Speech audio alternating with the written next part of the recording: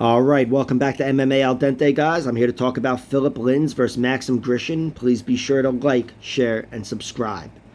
All right, these guys are both similar fighters, both former heavyweights fighting at light heavyweight.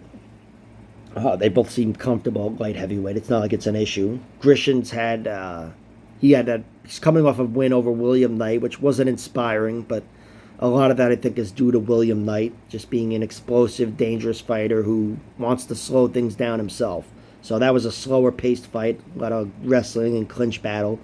But Maxim Grishin had that war with Dustin Jacoby, I should say, where he knocked him down at least once. He was doing very well on the feet, and Jacoby just barely outpointed him. It was a razor-thin fight. I sided with Jacoby, and I was glad he won. But Grishin absolutely could have won that fight, and that's a loss that's gotten better with age because Jacoby is fucking flourishing right now. But Philipe Lins is a guy who was a former PFL champion the first season they did it at heavyweight, taking out some good fighters there. Although not some great fighters, but good fighters. But nevertheless.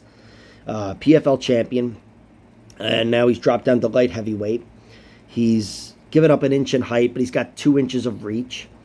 And generally, even though I haven't liked what I've seen from him in the UFC compared to Maxim Grishin, I think he had some tough fights, tough fighters, Tanner Boser and Arlovsky.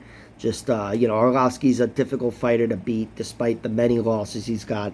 He's still a problem for a lot of really good fighters in modern-day UFC heavyweight division, which is where that was. And I can kind of forgive Philipe Lins for that. The best he's looked in the UFC was his last performance against Marcin Prachnio, which was a fight that saw both guys go at it. It was a war, a lot of bombs thrown at range, and Philipe Lins looked really good there. Hit some takedowns too, I believe, Philipe Lins, and just looked good, throwing power at light heavyweight hard for 15 minutes, and I really liked what I saw from him there. So coming into this fight, if anybody got knocked out, I guess I would go with Philipe Lins. I'd favor Grishin to get the knockout. But both these guys are getting older. It could happen to either one of them. I forget their ages, but they're 37 and 38. I think Grishin is 38, but I don't know.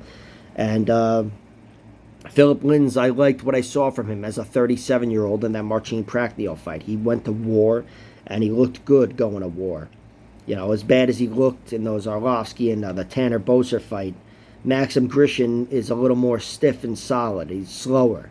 He's not slower than heavyweights. He is, though, slower than Arlovsky and Tanner Boser, probably. But my point is, he's not the fastest light heavyweight. I think this will invite a closer fight, where Philipe Lins can...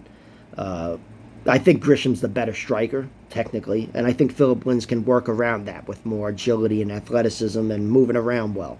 So I'm inclined to take Philipe Lins to win a decision. I like his money line at plus 150. I'm not married to it because, again, I think the first finish would come to Maxim Grishin.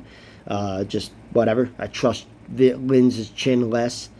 But offensively, I do think Philipe Lins is very much in this fight, and he's very much able to hang, if not do better than Maxim Grishin.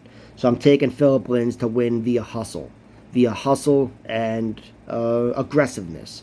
So Philipe Lins via decision is my pick. I did bet on him at plus 150. It's really good odds for my pick or whatever, plus odds. But I'm not the most sure of the thing, so it's not like I'm investing my life savings. I mean, I got to preserve that $338, like my life depends on it. But Philipe Lins is my prediction. Enjoy the fight, guys.